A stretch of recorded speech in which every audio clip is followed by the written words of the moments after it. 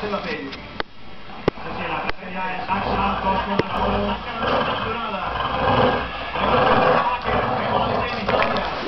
Línia sobre, Fran Vázquez, Saxa. Ja ve ara tres espectaculars. La dreta sobre aquesta pressió del Jurvent que el Barça. Cistella ràpida, fàcil. El guanya de nou, 72-88. Recupera Pepe, aviam aquest rebot per Pepe Sánchez. Aquesta jugada pot haver estat gairebé definitiva. Pepe la treu cap a Aker. A la creuar, a la creuar.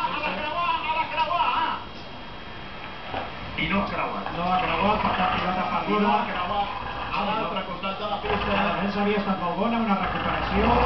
Deia, era la pilota el l'equip creuada,